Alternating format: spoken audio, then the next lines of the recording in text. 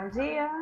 Voltamos agora e gostaria de convidar Deise Nicoleto, fundadora do Impact Hub Brasília, para dar boas-vindas, e logo em seguida Lucas Ramalho, da AN Impacto do Ministério da Economia. Bem-vindos. Bom dia a todas e todos. É com muita felicidade que chegamos ao nosso último dia do seminário. E tudo isso foi possível graças a um esforço coletivo e uma vontade de fazer junto da liderança da Impacto e de todos os parceiros do time da Impact Hub Brasília e da nossa rede. Meu muito obrigada a todos.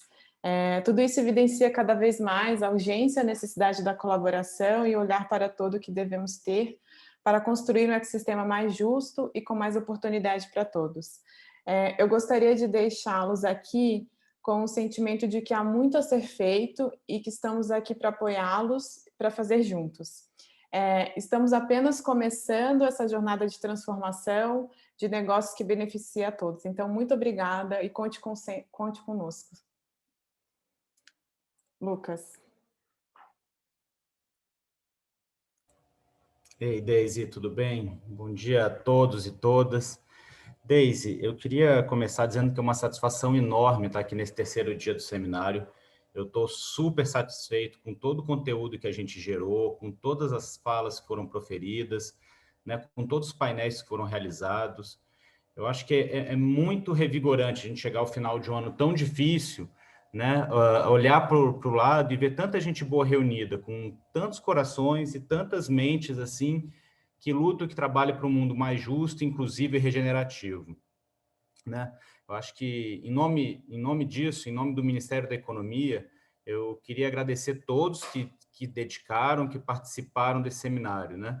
Eu acho que eu já estou pensando em 2021, acho que a gente tem que realizar outro seminário como esse. Eu acho que esse seminário ele já tem que fazer parte do roadshow dos principais eventos do ecossistema. Eu acho que está claro para mim que é necessário muito, mas muito diálogo mesmo com os representantes de governo para que esse assunto possa acelerar. Assim. A gente não vai resolver as grandes questões sociais e ambientais sem que o Estado se envolva diretamente. No entanto, a gente tem consciência, a gente tem clareza que o custo de resolver esses problemas sociais e ambientais é muito mais alto do que os recursos que o Estado dispõe. Né? É necessário que outros parceiros entrem. A filantropia até ajuda, e é importante que ela continue fazendo o papel dela, mas a iniciativa privada precisa contribuir mais. Eu acho que ela tem um papel a contribuir, e é muito importante conciliar o lucro com a promoção do bem-estar social e o respeito ao meio ambiente. Né? Eu acho que essa é a principal mensagem do nosso seminário. Hoje a gente vai ter conosco o Francesco Chiodi. O Francesco ele é o coordenador do programa do ILA, dos programas da o ILA é a Organização Internacional Italo-Americana. E ele vai contar para a gente sobre algumas iniciativas importantes que estão sendo realizadas. Né? Eu acho que essa fala do ILA ela é muito importante, porque ela se soma com as falas dos outros representantes que tiveram conosco, representantes da União Europeia, representantes do BID, representantes do PNUD, representantes do Eurosocial, enfim, para nós da Impacto, essa parceria com organizações internacionais é de fundamental importância. A gente sabe que os problemas sociais e ambientais eles estão interconectados e eles ultrapassam fronteiras. Gente, mas eu acho que é isso. Assim, eu quero mais uma vez agradecer toda a dedicação, todo o empenho de todas as pessoas que tornaram esse seminário possível, né? Em especial a equipe do Impact Hub, em especial a sua pessoa, Deise. Eu quero agradecer também todos os nossos convidados, todos os nossos parceiros e, sobretudo, a você que nos assiste e torce para que esse tema floresça. Bem-vindos e que tenhamos um bom final de seminário. Obrigado.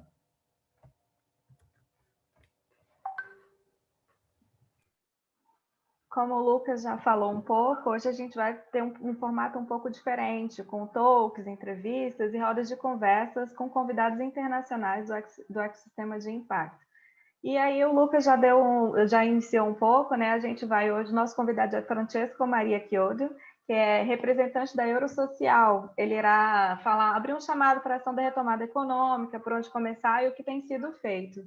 Então a gente começa agora com a apresentação.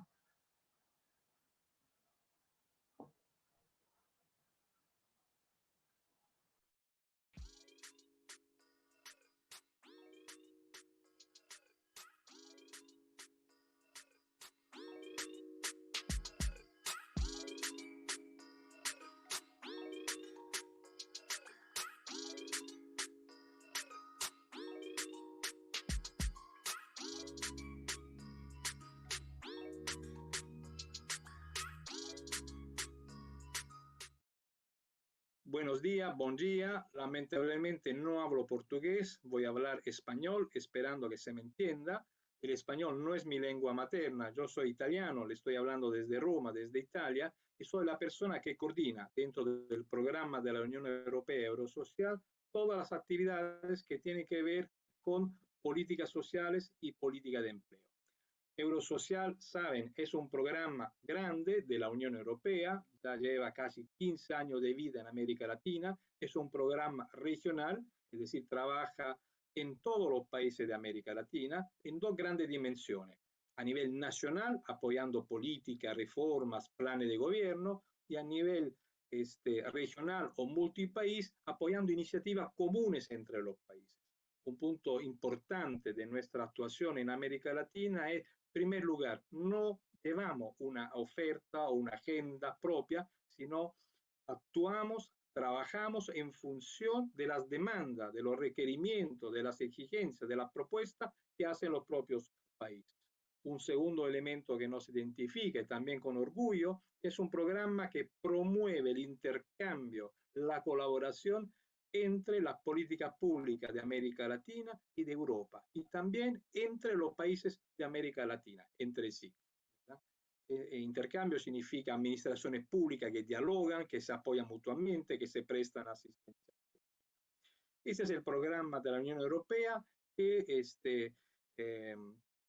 trabaja en un gran número de políticas públicas, ¿verdad? Educación, salud, políticas fiscales, política de empleo, seguridad social, previdencia social, lucha contra la pobreza, políticas fiscales, igualdad de género, que es otra característica fundante de este programa. Y estamos estructurados en tres grandes macro áreas. Un área se llama gobernanza y tiene que ver con temas de justicia, de políticas fiscales, de buen gobierno, de modernización de la administración pública, etc. Una segunda área se ocupa de igualdad de género entendido como eje transversal de todas las acciones que apoyamos, pero también como ejes en sí, es decir, como acciones a favor de una mayor igualdad de género en el mercado de trabajo, contra la violencia hacia las mujeres, etc. Y una tercera área, que la área que tengo el honor de coordinar, se ocupa, como decía al comienzo, de políticas sociales y de política de empleo. Dentro de esta área, ¿verdad?, es donde estamos apoyando fuertemente y con mucho gusto política de Brasil y hoy el seminario que nos reúne acá. Gracias. Voy a hablar ahora enseguida de recuperación y resiliencia en Europa, lo que se ha gestado y pensado y diseñado en Europa para hacerle frente a la crisis económica de la pandemia. Voy a poner una presentación para ayudarme y ejemplificar el recorrido que ha hecho la Unión Europea. Empezando con lo más esencial, también Europa, al igual que el resto del mundo, ha vivido una situación muy dramática, con muchos casos positivos y también muchas muertes. Aquí pueden ver con los colores, digamos, la zona más afectada del continente y de la región europea, y también los números. Estamos hablando de casi 300.000 muertos hoy, 23 de noviembre. Por lo tanto, una situación difícil. Por supuesto, el impacto ha sido diferenciado, es decir, algunos países han vivido más negativa, más fuerte, más dramática que otras. Pero esto depende fundamentalmente de un factor. Todos los países han instrumentado medidas de confinamiento, de distanciamiento social, aunque en proporciones, en grados, en niveles diferentes. Italia o España, por ejemplo, de forma muy drástica, otros países como Suecia, de manera mucho más relajada. Sin embargo, las consecuencias económicas han llegado a todo el continente. El impacto diferenciado también depende de la robustez de los sistemas de protección social, de la robustez de los sistemas productivos. Países más frágiles, más débiles, por lo tanto, han vivido consecuencias más duras, y países más fuertes, con mayores fortalezas, han tenido un impacto inferior.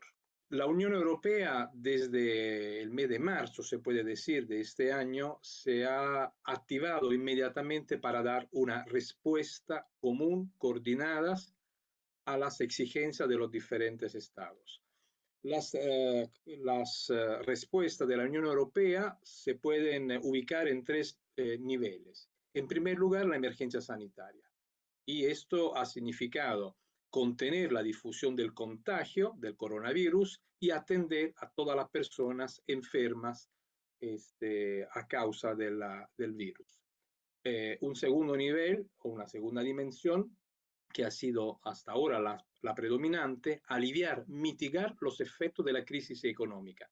Crisis económica, como decía antes, provocada por la medida de distanciamiento social. Se ha, de hecho, congelado la economía, se ha paralizado la economía, puesto que las personas han tenido que mantenerse en gran medida en sus casas o la actividad económica ha sido reducida drásticamente. Por ejemplo, pensemos al turismo, pensemos a todas las actividades comerciales. Por lo tanto, medida para aliviar los efectos de la crisis económica.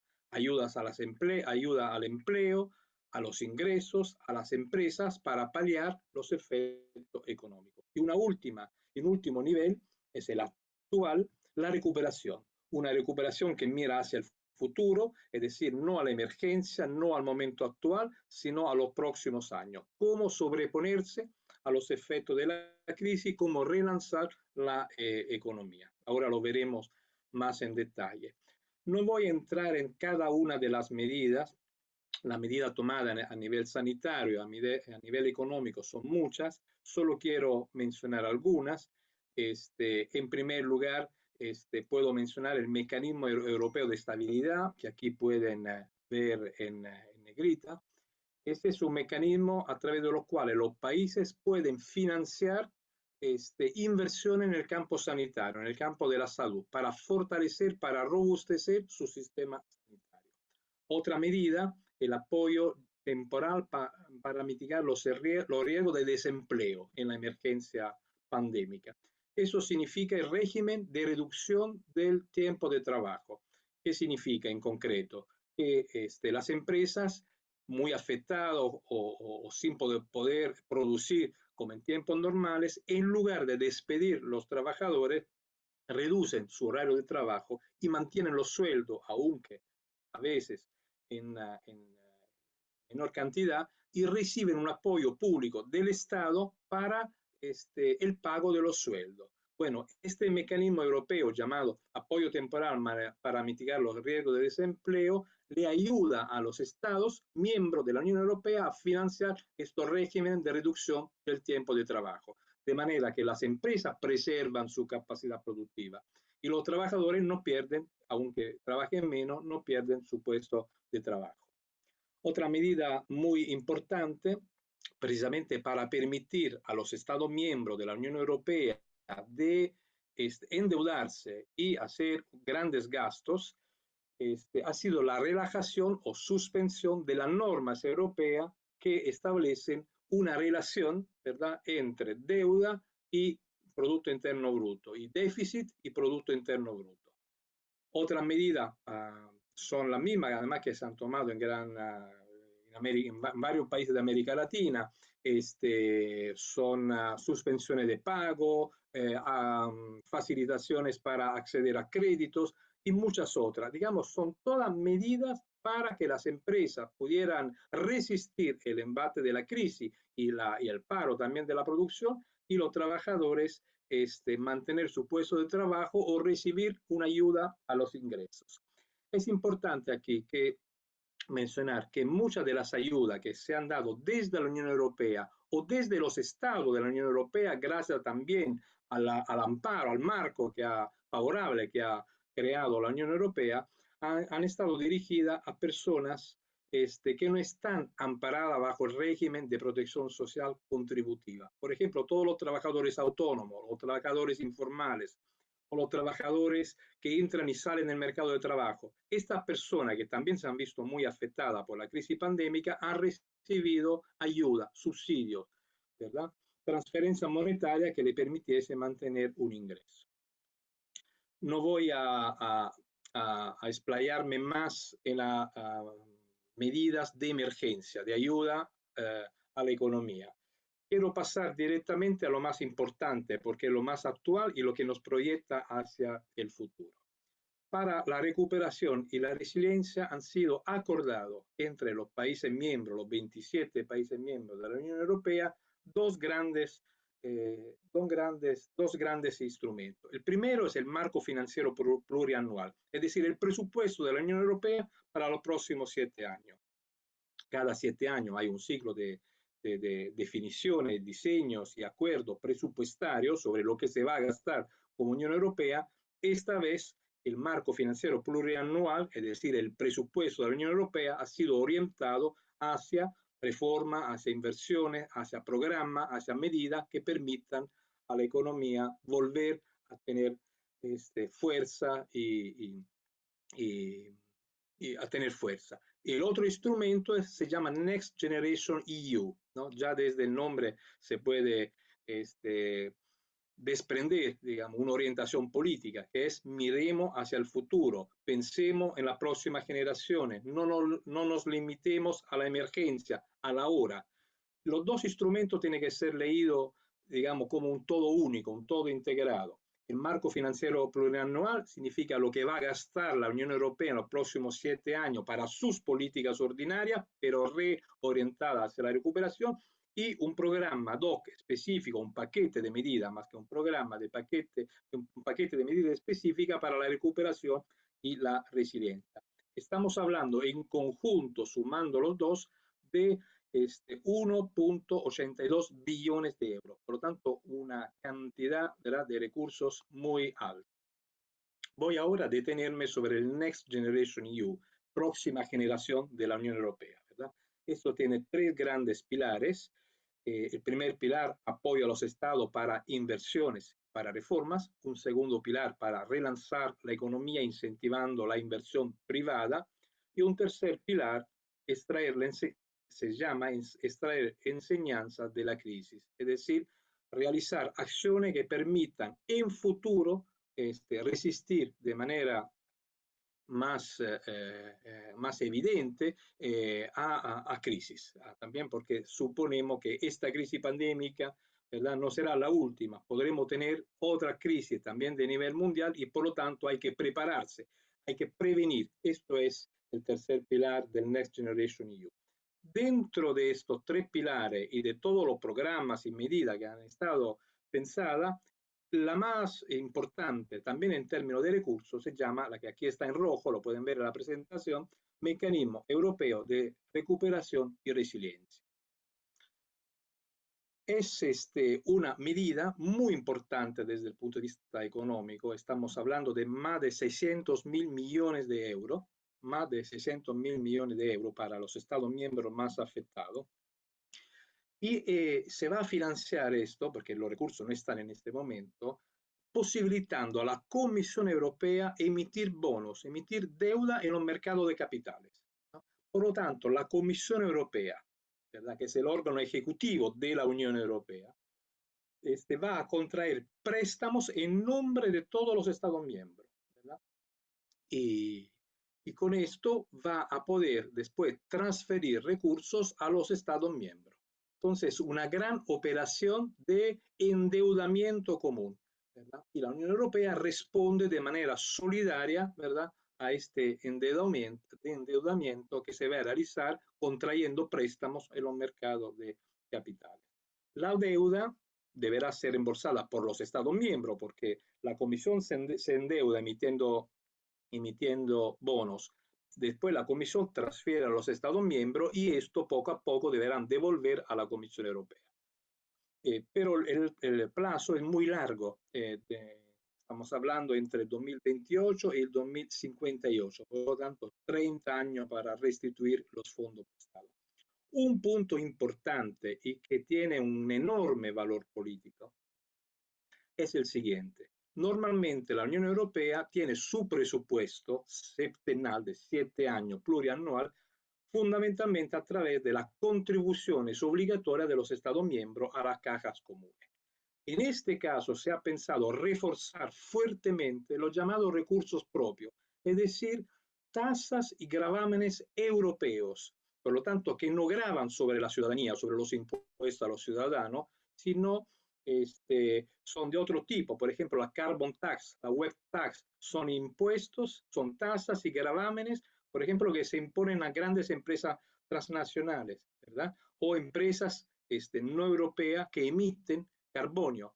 De esta forma, aplicando tasas y gravámenes de tipo europeo, no de los Estados miembros, sino de la propia Unión Europea, la Unión Europea va a contar con recursos propios y esto le va a permitir también no exigir a los Estados miembros una gran parte de los fondos a reembolsar, sino pagarlo directamente como Comisión Europea. Este volumen muy importante de recursos se van a repartir según un criterio solidario. Es decir, los países más duramente afectados van a recibir más, los países con economía más sólida o que no han vivido grandes crisis van a recibir menos. Lo que sí existe es un marco común acordado, consensuado entre todos los 27 estados de la Unión Europea. Por lo tanto, este gran fondo, gigantesco fondo, aunque se reparta de manera solidaria, tiene objetivos comunes, que son los 4 que yo sinteticé en esta presentación: cohesión económica, social y territorial, resiliencia económica y social, mitigación del impacto social y económico de la crisis y transición verde y digital. Lo que quiero decir aquí es un punto importante. No solo la Unión Europea se va a endeudar, ¿verdad? No solo se va a crear una fiscalidad europea para reembolsar la deuda, sino también los fondos que se van a destinar a los países miembros no podrán ser utilizados para transferencia monetaria, para subsidio, para bonos.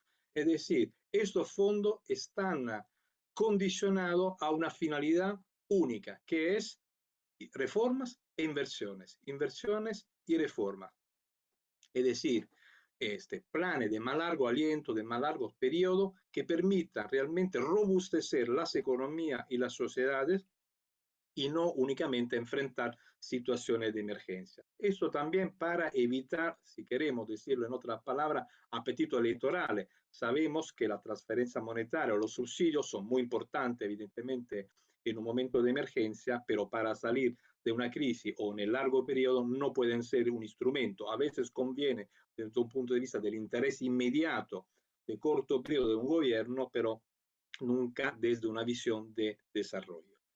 Y estos fondos, además, para la recuperación y la resiliencia, además de estar acotados o dirigidos a estos 4 objetivos y tener que financiar reformas e inversiones, ¿verdad?, tienen que estar alineados a la Agenda Europea de Desarrollo. Este es otro punto importante, ¿verdad?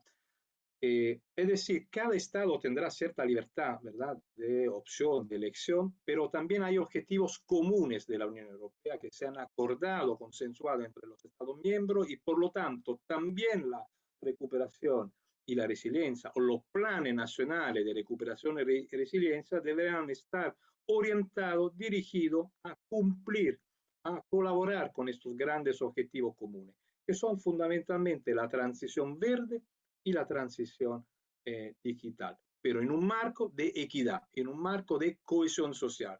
Por lo tanto, hay 2 grandes faros, 2 grandes polos de desarrollo de la Unión Europea para los próximos 7 años, que son, repito, la transición verde, la transformación verde y la transformación digital, en un marco de cohesión social, en un marco de equidad, por lo tanto, de modernizaciones y de transformaciones, como se dice en la jerga, que no dejen a nadie atrás. Volviendo y resumiendo, sí, un gran esfuerzo europeo para apoyar a los Estados miembros a superar la condición de crisis. Sin embargo, este apoyo de la Unión Europea está condicionado a que los planes de recuperación y resiliencia de cada país colaboren, contribuyen, estén enmarcados en los objetivos comunes que se definieron además fuera de la pandemia, antes de la pandemia, ¿verdad? Y en este caso, el mecanismo de funcionamiento de los fondos europeos para la recuperación y la resiliencia prevé una fuerte intervención también de la Comisión Europea, inclusive para conceder los fondos. Por ejemplo, los países tenemos que presentar entre enero y abril del próximo año los planes nacionales. Estos planes nacionales tienen que establecer cuáles reformas y cuáles inversiones. Cuáles reformas y cuáles inversiones en función de los objetivos de recuperación y resiliencia, pero al interior del marco común europeo, por lo tanto, transformación verde, transformación digital y equidad. La Unión Europea, la Comisión Europea hará un primer desembolso. Los desembolsos siguientes estarán supeditados a una evaluación por parte de la Comisión Europea del nivel de cumplimiento de las metas, de los objetivos, de los indicadores que cada Plan Nacional de Recuperación y Resiliencia habrá establecido. Por lo tanto, los recursos van a estar condicionados, ¿verdad? Van a estar subordinados a un control externo, en este caso es de la Comisión Europea. Resumiendo y cerrando, nunca después de la Segunda Guerra Mundial Europa había vivido una crisis de esta proporción, de esta magnitud. Por lo tanto, también el esfuerzo financiero que ha hecho la Unión Europea está a la altura de la magnitud de esta crisis. Tal vez es el mayor esfuerzo financiero de la historia de la Unión Europea.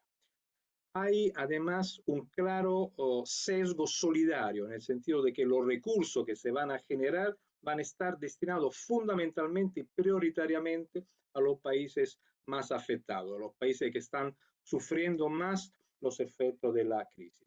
Un tercer elemento que me parece importante mencionar es que, a diferencia de la crisis del 2008-2009, que fue una crisis asimétrica, esta es una crisis simétrica, la orientación política de la Unión Europea no es austeridad, rigor fiscal, contención del gasto público, sino todo lo contrario, es estímulo a la economía, fuerte política fiscal redistributiva, incentivo a las inversiones públicas y a las inversiones privadas, aunque esto cueste una deuda, pero es una deuda sana, una deuda buena. Eso no significa, por supuesto, relajarse en el control o en la gestión eficiente, ¿verdad?, de los recursos y de la dimensión macroeconómica.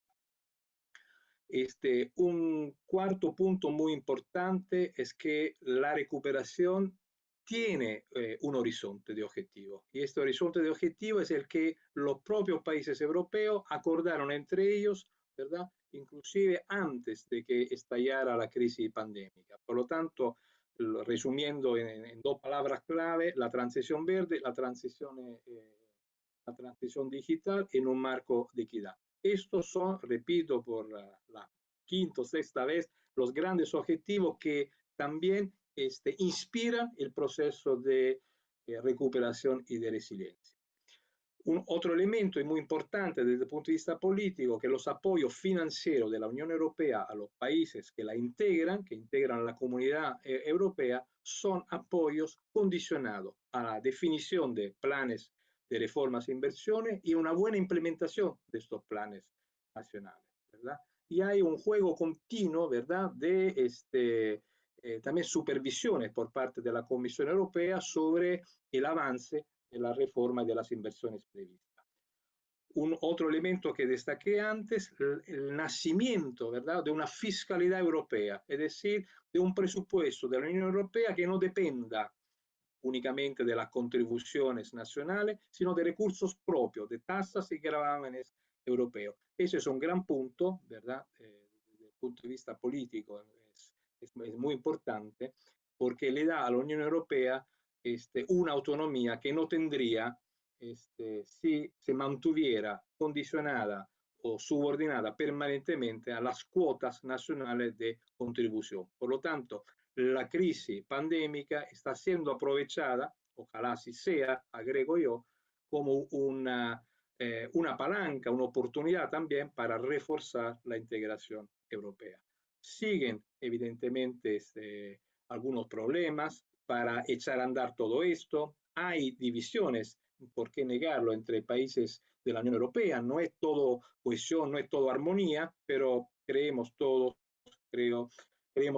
que estos problemas se pueden superar dentro de un proceso de negociación y de definición de acuerdos comunes, y que a partir de enero del próximo año ya veremos estos planes nacionales de recuperación y resiliencia con los fondos europeos ya en un buen camino de ejecución.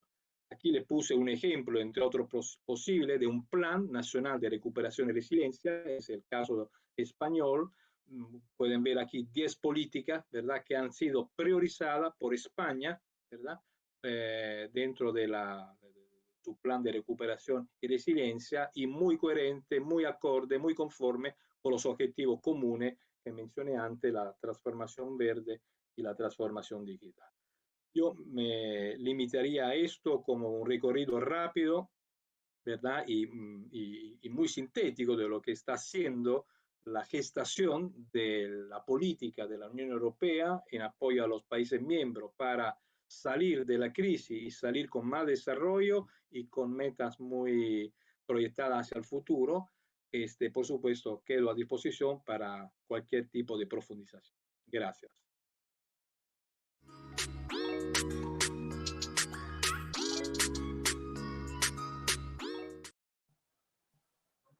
E para darmos continuidade à nossa reflexão sobre retomada econômica e esse novo capitalismo, convidamos Renato Santos, que irá conduzir a entrevista com Mica Pico.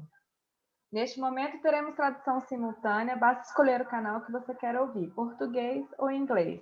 Estamos disponibilizando o manual de instruções para o uso dessa funcionalidade no chat. Bem-vindo a todos. Well, good morning to all of you. It's a pleasure to be with you here today. I'll have the pleasure to interview Mr. Mica Pico. He's the leader of the Center for Expertise for Impact Investment in Finland. And it is a brand new initiative which was launched in January 2020 that supports the public sector on outcomes contracting, including social impact bonds and environment impact bonds. But has main focus on a perspective of proactive and preventive measures for the public sector in Finland. Before that, Mica was the project director of Sitra, a Finnish investment fund, which has a very bold mission. It calls itself the Future Fund, that funds and shapes initiatives that will design the future in which we all are going to live at. So Mica, welcome. It's a pleasure to have you here with us today. Are you speaking to us from Helsinki? Yes, good morning, good afternoon. It's my pleasure to join you. Thank you very much.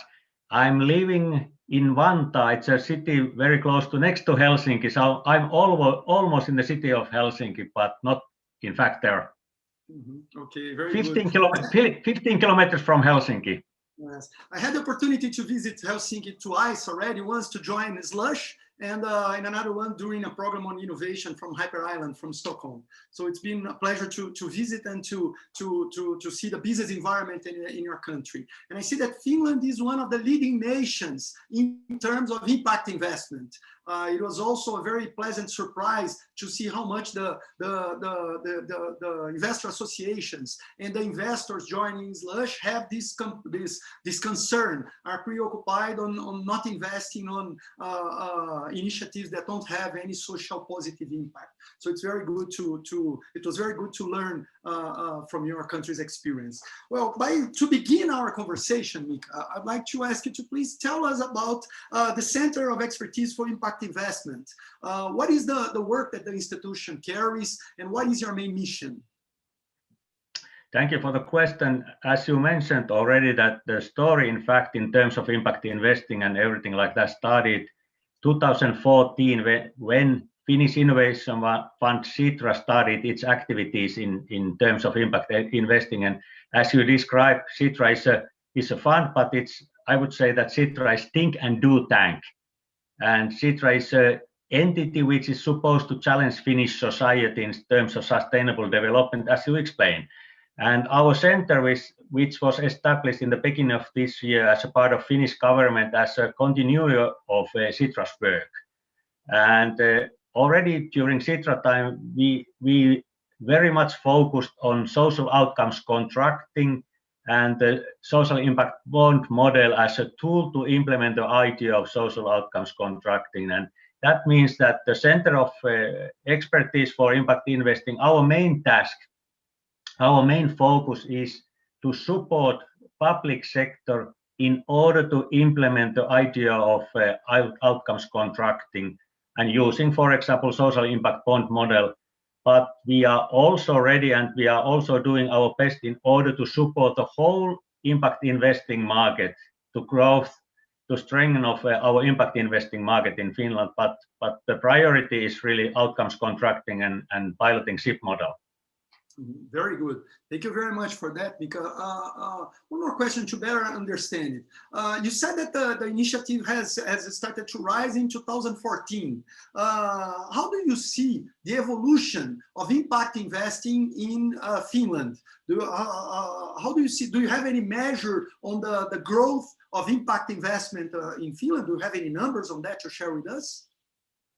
That's again very, very good question, because you know, to be honest, when we started impact investing activities in Sitra, we first had an idea that impact investing in Finland would be something like when the impact venture capital or impact investing or something, because Sitra was one of the main players in order to import the idea of venture capital to Finland. So we had the idea that this is some kind of a next step in terms of venture capital in Finland. But then we recognized that we are talking about Nordic welfare state like Finland, you know, and that means in practice that our public, we are paying quite high taxes, unfortunately, or for our lucky, I don't know.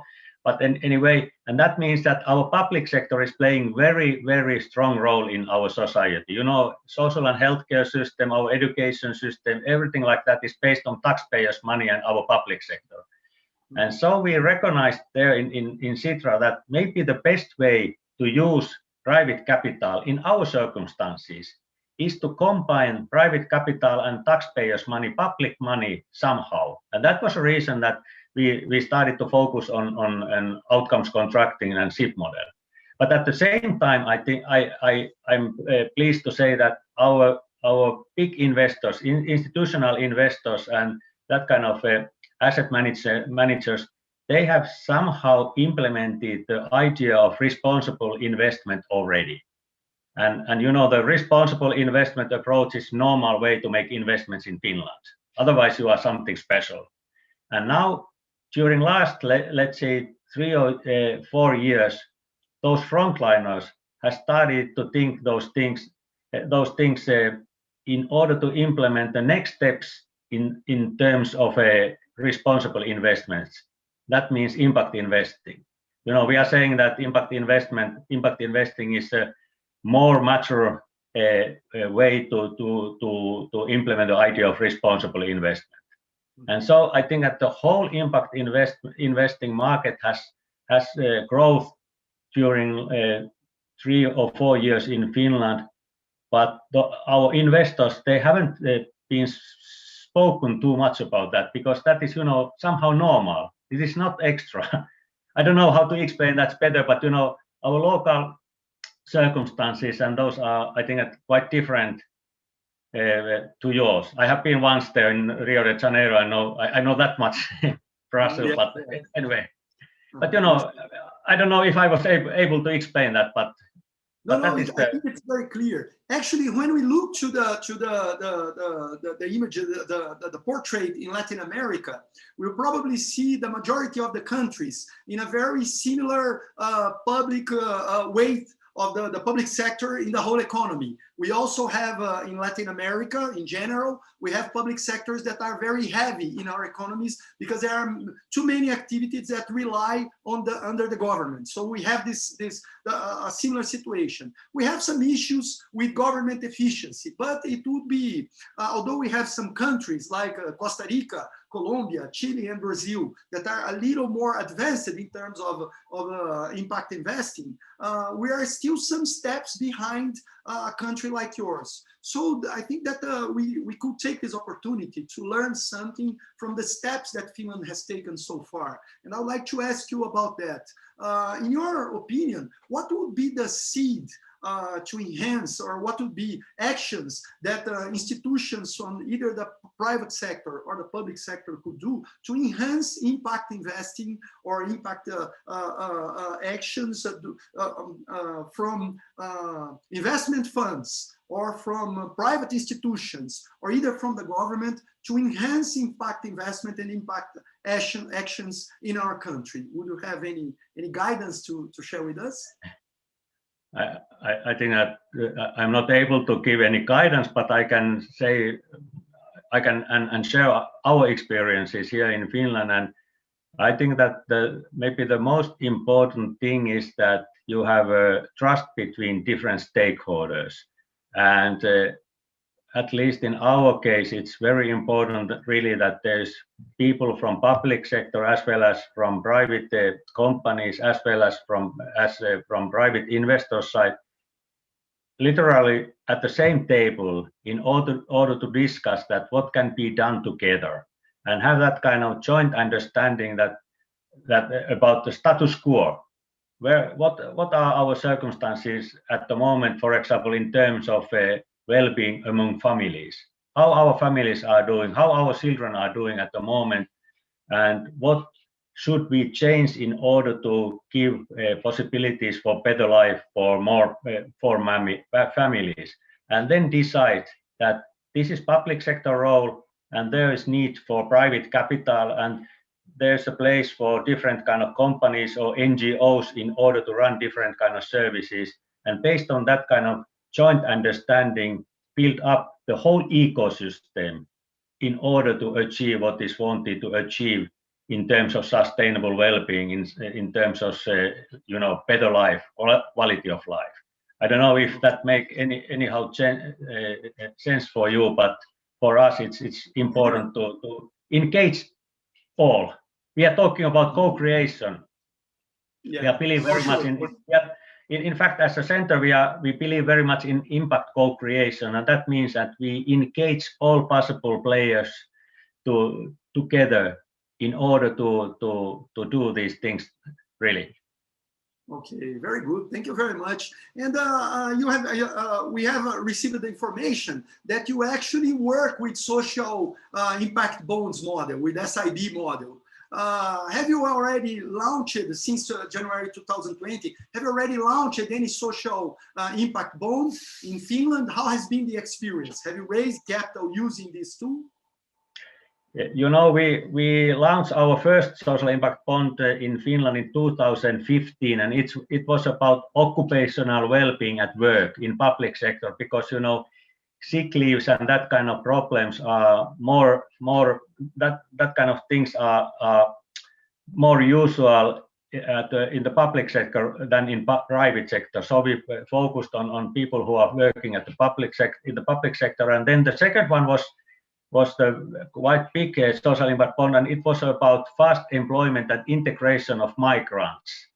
And that was one of the biggest social impact bonds in Europe. It was 14 million euros. I don't know, in terms of fund size, it's not very big, but in terms of social impact bond, it's quite big. So it was about 14 million euros, and it was about how to integrate migrants faster to our society than we have been able to do before. And now there are 3 social impact bonds up and running. 2 of them are about children and families, and one of those is about how to enhance, how to increase employment among long-term unemployed people. Mm-hmm. And then we are planning to establish few more in terms of how to prevent type 2 diabetes and how to support old people in their own homes, so they don't have to go to the institution, to hospitals. And then we have also a couple of initiatives in terms of environmental impact bonds. So there are quite many social impact bond processes already going on or at the preparatory stage at the moment in Finland. Okay, very good. Thank you very much for that. Mika, this workshop in which we are talking today has a main audience composed by public servants, public workers that work for the government, for the Brazilian government, and for the Brazilian state. I'd like to ask you, what would be your advice in order to increase the relationship between the public and private sectors in terms of social investing or social impact actions? Would you share with us any advice on that? You know, you have to remember that I'm also a civil servant at the moment, but maybe I'm not behaving and speaking like a traditional civil servant when I'm saying that at least in Finland we are spending a lot of taxpayers' money without achieving anything. You know, we are running different kind of services, and after a few years we recognize that those problems are even worse than they were maybe 3 years ago, but we have still spent millions of euros in order to run some services in terms of those problems. So the reason that we really want to use the social impact bond is that we want to challenge the whole public sector to decide that what is really needed, and you know, use taxpayers' money only when we have got what we need as a society. And that is the first thing that I would like to encourage my colleagues there in your country and in Latin America, things that what is really needed as a society, as a public sector. And then you have to count very carefully that we have this much money and we have this and this kind of needs. Are we able to fulfill those needs with taxpayers' money, or do we need private capital? And if we need private capital, then we can ask those private investors and other private businesses to join. And again, as I already told you, that having that kind of joint understanding that what can be achieved together. Maybe this sounds a little bit naive, but this is what we have done in Finland, and especially you already mentioned in your very nice introduction that we have focused and we are focusing very much on proactive and preventive actions, and that is the one perspective in Finland which is funded very, very poorly. We are talking about all the time that we have to focus on preventive action. We don't need this and this kind of illnesses here because those can be prevented, but still we haven't been able to do anything in practice. Of course, we have quite moderate good service social healthcare system, but you know, we have a lot of, for example, in terms of type 2 diabetes, we are spending 2 billion euros every year, you know, public money, in order to take care of those people who has type 2 diabetes. And as you know, that nobody has to have type 2 diabetes. It's not that kind of a, how do you say, you don't have to have it. It's a question of your living habits. Sorry, this is a very long answer, but I would like to explain that, for example, even in Finland, which is basically quite rich country, we have a lot of that kind of unsatisfied needs in terms of public sector. And in our case, the most important of those is proactive and preventive actions. And so we ask private capital, impact investors to join and help our society by investing to that kind of processes. Understood, Mika, understood. I'd like to say that I believe that the lack of efficiency from the government on spending public money is something that is a problem that happens all around the world, regardless if it's rich countries or poor countries. So it's really a challenge, and it's very good to learn from your perspective. I think that my interpretation, and please correct me if it is wrong, my interpretation is that it's very important to have society concerned about that. It's very important to have individuals concerned about that. But it's also very important to raise awareness of this issue among public civil servants. It's very important to raise this awareness. So hearing your testimonial is very, very important to us. We don't have too much more time. I only have one more question. And I would like to ask you once more, trying to learn something out of your experience. I'd like to ask you, in your opinion, how could the private sector, now advising the private sector, mainly advising investment fund managers, how could they better understand the possibilities of social investment? how would you advise a Finnish investor if he or she would like to learn more about social impact investing? What would be your advice about that? I'm a little bit boring when I'm answering again that, as I mentioned, that we are using co-creation as the method to create that kind of joint understanding. And that really means that we are talking about impact co-creation, as I mentioned, that really means that we invite private businesses, even private investors, public sector people, NGO people, all kind of people and professionals who are interested in one issue, one phenomenon, for example, families' well-being, to the same table, really, to discuss. And I think that has been our way to create that kind of joint understanding that we are here now, but we want to achieve that and that and that, and that is not possible without really that kind of a combination between private capital and public money and joint efforts, collaboration. I'm always saying that sustainable impact is based on co-creation and collaboration, and we really believe in that. Mm-hmm. And would you believe that the leadership on this co-creation process would be from the public sector? Do you think that the initiative should rise from the public sector? I think that it depends very much on local circumstances, but in our cases, we really believe that the public sector has to be a master, the driver for this kind of change, because public sector is in charge of using taxpayers' money, and I think that this is very crucial thing, how taxpayers' money is used, because I think that the basic meaning is that by using taxpayers' money, we can achieve something good for all people, for all population group, the whole society, again in terms of sustainable development and sustainable well-being. But we have to remember that we need different kind of service providers, and we need that private capital. So we really need that kind of joint understanding that what can be achieved. And by the way, that is one reason that we have run also that kind of impact accelerator for startups and that kind of companies who really want to become impact-driven businesses. So we have also supported those actors, not only our colleagues in public sector, but also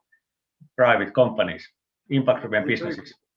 I hope they don't take us away, because now I need to ask you one more question.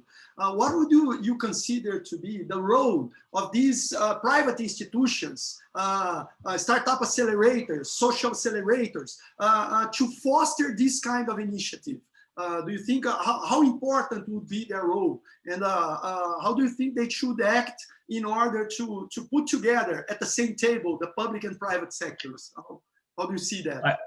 I really see that the role of that kind of actors, those private actors and accelerators, are huge. Because even if we in the public sector have an idea that now we can change this and this and this, but if we don't have them at the same point, we are not able to do anything. So the role of them is very crucial, and that's the reason that we want to discuss about everything together with them, and it not to like the traditional way that we are decide first and then we tell them that now we have to do this and this and this. Not that is old-fashioned style, but we really co-create. And so again, the role of that kind of accelerators and private players is very crucial. We really need them in order to be able to secure that kind of sustainable future. Okay, thank you very much. Actually, this event in which we are speaking today is co-hosted by N-Impacto, which is a public sector initiative, and Impact Hub Brasilia, which is the local branch of Impact Hub in Brasilia. So it's a private institution together with a public sector program hosting that sounds very good. This event for us to discuss such an important initiative. Nick, I'm sorry for not having more time to speak to you and to learn more from your experience and from everything that you have done in your country. It was a great pleasure for me to meet you virtually here today, and I'd like to leave the room open for future cooperation between our countries and institutions. Thank you very much.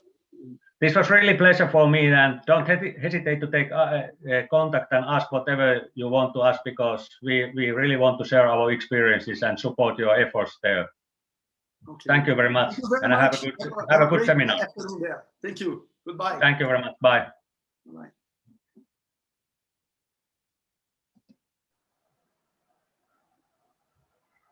Agradecemos a participação dos nossos convidados nessa entrevista.